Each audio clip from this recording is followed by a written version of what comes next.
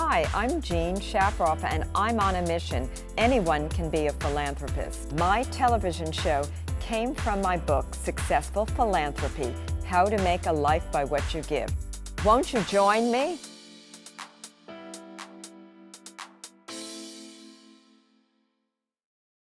Welcome to Successful Philanthropy. I'm your host, Jean Shafiroff. This show is designed to highlight the work of philanthropic leaders here in the United States and then beyond. Today with us, a truly great international leader. Her name, Robin Ganzert. Robin is the president and CEO of the American Humane. Let's all welcome Robin Ganzert. It is so great to have you back on Successful Philanthropy. And Robin, for our viewers who may not know anything about American Humane, can you give us a few details? Jean, thank you so much for having me. I'm thrilled to be here today, and I would be just overjoyed to share with you a little bit about the work of American Humane. First of all, American Humane is our country's oldest national humane organization, founded way back in 1877. Everyone knows us by our rescue work. We actually founded the idea of animal rescue on the battlefields of World War I, when the U.S. Secretary of War asked American Humane to go overseas and rescue cavalry horses in trench warfare. So our animal rescue efforts actually began on a theater of war, a battle of war.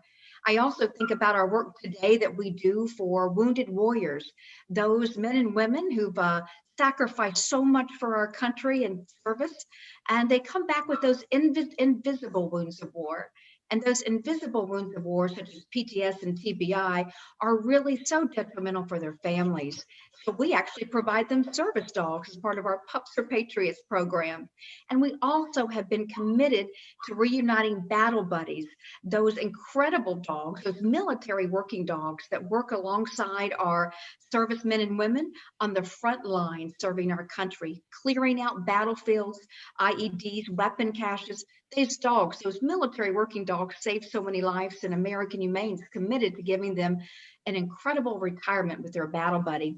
And of course, we also are in Hollywood. You know us through No Animals Were Harmed. We're the largest farm animal certification in the entire world by looking at American Humane Certified. We also do work of conservation, saving animals, boots on the ground around the world, but importantly, working in communities of collaboration to actually save entire species. And of course, we love our work every single day that we're able to do with all animals, including some new announcements, Jean, that I have for you today. Robin, talk about your love of the animal world and the low overhead of American Humane, because a lot of people watching this show say, well, there are so many charities. Who do I know and who do I give to? Well, Jean, first of all, thank you for your extraordinary leadership on our governing board of directors. It's so critical to have an incredibly motivated and powerful board of directors to help in our causes. And for us at American Humane, we're so fortunate to have you serve in that capacity. At American Humane, we do lead the entire humane space at the national level for being the only organization that's A on Charity Watch. We are gold on GuideStar, which is very, very important. 4 stars, very proud of that rating. But also importantly, back to your efficiency number, which is really critical for donors. We spend 91 cents on every dollar deployed to saving and protecting animals, not only in our own backyard, but around the country and around the globe. And that's the highest effectiveness and efficiency rating in the whole humane space. So we're very proud of that incredible diligence that we take. Every donor dollar that's delivered to our doorsteps at American Humane, we do spend that with integrity and honor to expand the footprint or hoofprint or paw print of our mission. It's really important to us. And you know what? Go ahead. That is so important because people want to know that when they give away money, that their money is going to the cause and not just for a big overhead of an organization. So that the fact that 91% of every dollar is going to help the animals is very, very important. Now, Robin, we've just come out of the COVID-19 pandemic, and I know that American Humane created a very important program to feed 1 million animals. I was involved as national spokesperson. I loved the mission, and we've reached our goal, but I want to hear from you what it meant to American Humane and to all the groups that we've helped. Well, Jean, I have to say a huge thank you. I wish I had balloons with this huge announcement, because 1 million meals in these incredibly dark and challenging times for animal rescue and shelter groups around the country was truly a significant accomplishment and achievement. Let's all reflect back to a year ago. Remember the food lines when so many people were forced out of work in a matter of days with the COVID lockdowns in each of our own communities. So many humans were hungry and animals were hungry too. And Jean, I remember that day when you came to us and you said, how can I help make a difference? There are too many people suffering and too many animals suffering. And that's we did. We launched our new COVID-19 Feed the Hungry campaign last spring, thanks to your leadership serving as our national spokesperson. And we're thrilled to have been able to achieve our goal. And what this means to those incredible groups on the ground is that they didn't have to worry about where their next month's worth of meals or medical supplies came from. They came from the generosity of our incredible donors who allowed us to pay it forward in these dark and challenging times during the pandemic and actually provide those necessary resources to rescues and shelters around the country. 1 million meals is nothing to sneeze at. It's an incredible victory for the animals, Jean. Thank you so much for making that a reality. Well, Robin, it's really I who have to thank you for all you do for the American Humane because you are one extraordinary leader. Now, Robin, you've done so much in the animal world. Talk a little bit about an experience you may have had, maybe one that wasn't so pleasant. Yes. A lot of people think that my job is full of puppies and kittens, and I get to just hug on a cute little cuddly animal all day long. And Jean, we know there are great days where I get to hug a beautiful kitten or puppy and have that kind of joyful human animal bond experience. But there is a time when we're out there in the field. In my case, I was in the bush in Rwanda. I was right near a community that had suffered a horrible human tragedy with an invasion of a rival tribe, right, really, truly within miles of where we were camped out, and so many loss of human life then. But we're on a incredibly important conservation expedition, and we were not going to stop. So we went into the forest and into the bush in Rwanda. And what happened was one of the most frightening experiences of my life that reminded me of how much we must respect animals in nature. And remember, we may have grown up with Disney movies or Disney books, and all these animals look like they're so cuddly when they're in a cartoon form. They are powerful creatures. And Jean, we came into this field. We were stuck because we was a downpour, a deluge of rain. Our safari vehicle was open air. We were stuck in the middle of a road, just a couple of us, and darkness came. We had nothing to protect us, and there we are in the middle of the Rwandan bush. And two hippos decided to approach our vehicle. We think of hippos again, of the Disney movies, how cute and cuddly. There's so many children's songs, but I knew as soon as this happened that this could be a dangerous encounter, and it surely was. Those hippos kept charging our vehicles. We were able to eventually frighten them away from our vehicle to stay safe. But it was a near-death experience that I'll never forget, and it reminds me again every single day when we're out there fighting to save species' lives. Let's respect them in nature. Let's make sure that we understand how these things can happen. And let's make sure that when our friends and family go on safari, that they understand the respect we must have for all living creatures. I gained a heck of a lot of huge respect for those hippos that night, and I count my blessings every day to have made it out of the Rwandan bush. Thank you for that question, by the way. It brings me back. And those are very wise words, Robin. And I think the powers above us wanted you to live because of all the great work you do. Thank Now, you. we are in the Hamptons, and I understand American Humane is coming once again to the Hamptons. There's an event July 23rd, a clam bake, and I'm on that committee. But Robin, talk about the event because we want our listeners to participate and come out to the beach in Southampton and let us know a little bit more about it. Oh, thank you, Jean, and thank you for your leadership with this event. And we're so grateful to have your platform and your voice involved in helping us serve because this event, Dogs on the Dunes, isn't that a great name for an event? Dogs on the Dunes will actually help support American Humane's work with military working dogs, our battle buddies. We have three battle buddies, these incredibly courageous military working dogs who need to come home from their bases around the world. And American Humane's decided that we must launch a fund so that every time a service member or a veteran calls and says their dog, their working dog is ready to retire, I want to make sure there's resources to bring that dog back from those overseas bases and reunited with the military member who they served with. And what we also do is one step further, Jean. There's no dollars in our federal government budget for the veterinary care that's required for a retired military working dog.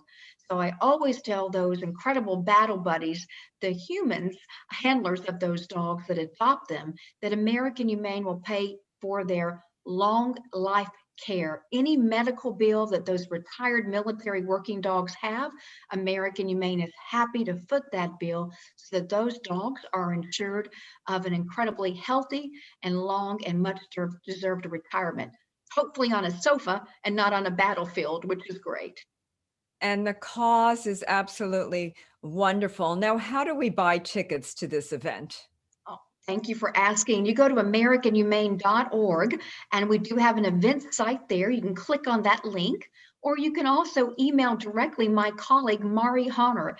And Mari can be reached as MARIH at americanhumane.org. And we hope many people will come out as we launch this new fund so we can make sure every battle buddy gets that much deserved retirement back home with their incredible partner. Now, one of the key components of the American Humane's work is education. And you educate through documentaries, you educate through books. Robin, talk a little bit about the documentary that you've been very involved with, Escape from Extinction. Thank you, Jean. I am so proud of this. It's like one of my children, right? I'm so proud of this film and the message it portrays. We're really facing what's called the sixth mass extinction. And what I wanted to do a few years ago was to produce a film that could educate millions as to the urgent biodiversity and conservation crisis that faces our generation, where we're looking at losing 1 million species being wiped off the face of the earth. In fact, the very web of life on earth as we know it is so vulnerable when you look at 1 million species being gone in our lifetimes. And that's because of what us humans have done to the planet. So this film was made, we released it during the time of COVID. It's won numerous film festival awards around the world. And we're so proud now that it's been released video on demand. So I hope everyone will, on a rainy night, go into their TV rooms and purchase Escape from Extinction and learn more about how you can join our efforts to build a more humane world, especially for those species that are so vulnerable. And your book, you wrote a book recently, Mission Metamorphosis. I want you to talk about that as well because it's a fascinating book. Thank you, Jean.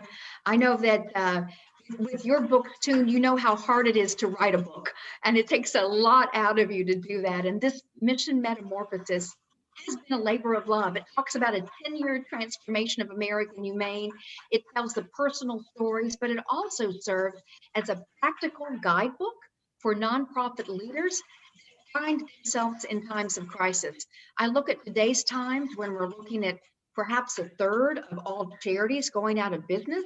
That to me is very sad. I'm hoping that nonprofit space, those leaders that are running an institution that's vulnerable because of COVID-19, hopefully Mission Metamorphosis will share some lessons learned that might inspire them so that we can keep those organizations afloat for sure.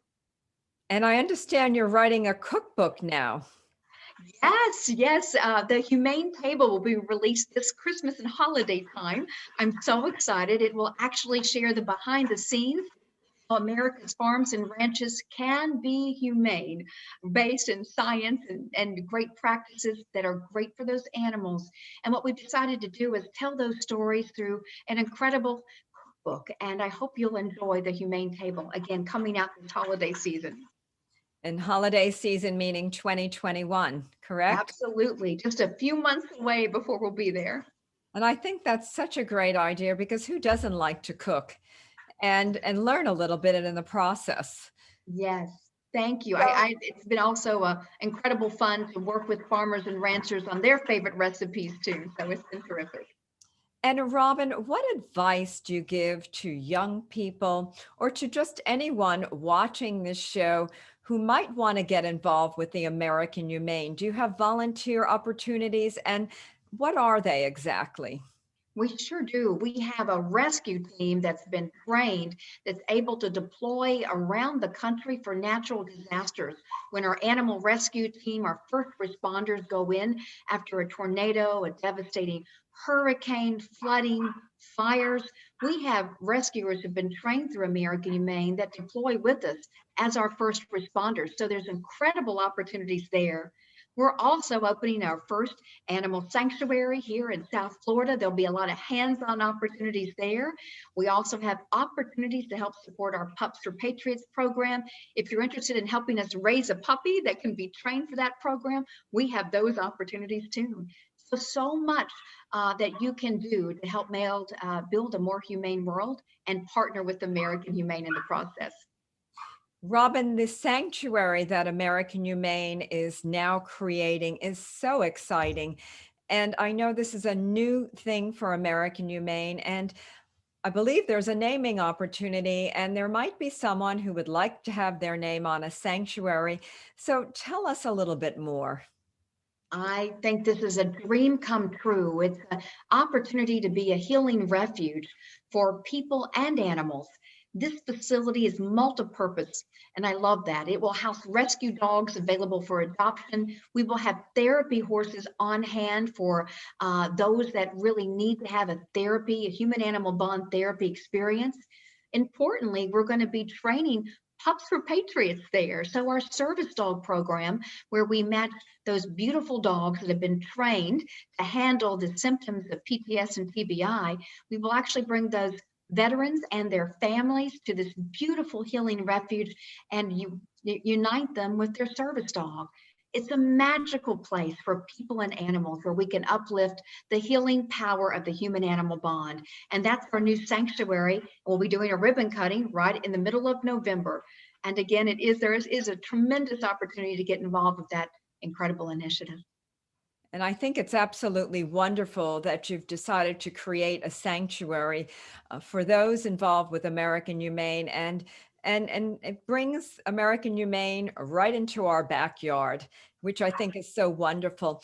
Finally, Robin, we have a few minutes left, and I want to leave the floor open to you. What advice do you give right now? We've just been through this terrible pandemic, and I'm assuming many of the shelters, I believe there were 109 shelters that we financed through the COVID-19 program. Yes. What's going to happen to these shelters? Will they remain intact? And have we done enough, or do we need to continue? There is an urgent need around our country to support these animal shelters. I believe that as people return to the office or life returns to a new normal, whatever it looks like post pandemic, some of these furry best friends that we've brought into our lives might end up being returned.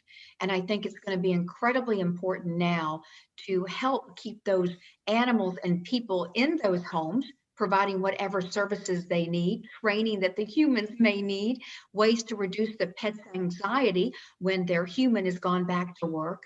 But importantly, the animal shelters that are out there will need ongoing support and resources to handle this new intake of animals that I expect will be quite huge this fall. On top of that, too, we're looking at large scale issues in our world, in our own communities, but indeed around the world. American Humane put together a strategic policy document called our New Deal for People, Animals, and the World We Share. And I encourage people who want to see a better world for humans and animals to visit that policy document at AmericanHumane.org and see what platform excites you. And then call me so we can talk about how you can get engaged to learn and do more. I think this pandemic exposed so much that has been fragile in our communities, particularly fragile around the human-animal bond. And what I want us to do as we rebuild the world post-COVID is to make sure we rebuild that world humanely. And this is wonderful, wonderful advice and a way to help through American Humane with a great leader, Robin Ganzert. And to those watching, we've been on the show today with Robin Ganzert. She's the CEO and president of the American Humane. It is a top-ranked charity working in the animal world across the world. And for all of our viewers, that human bond between the animals and then us is so incredibly important. American Humane does such fine work, highly, highly rated, and with top leadership. Robin, finally, you can leave us with a few last words, and whatever you want them to be, we'd love to hear. Thank you. Well, I hope everyone will come out to our Dogs on the Dune event, celebrate our battle buddies that we can hopefully reunite with those people who they've served on the front lines, help us launch that very important fund. But most of all, I just want to remind everyone, animals, they make us better humans. And we just have to remember that together we can work to build that more humane world. And Robin, what is the website for those who want to get involved with American Humane? It's AmericanHumane.org. And of course, you can follow us on all the social media platforms. And that's very important because we all love social media. This concludes Successful Philanthropy. Our guest today, Robin Ganzert. She's the CEO and president of this international charity. I'm Jean Shafiroff, your host. I'll see you next week. Hi, I'm Ice-T. As a veteran, I know that for many former servicemen and women, the battle doesn't always end when they come home. Every day, 184 veterans are diagnosed with post-traumatic stress, and sadly, 20 take their own lives. When nothing else helps, professionally trained service dogs can. American Humane, serving the U.S. military for over 100 years, rescues animals in need of forever homes and trains them to become free, life-saving service dogs for our nation's veterans. If you're a veteran or know a veteran struggling with post-traumatic stress or traumatic brain injury, please go to AmericanHumane.org to learn about their Pups for Patriots program. Let's give our veterans a fighting chance.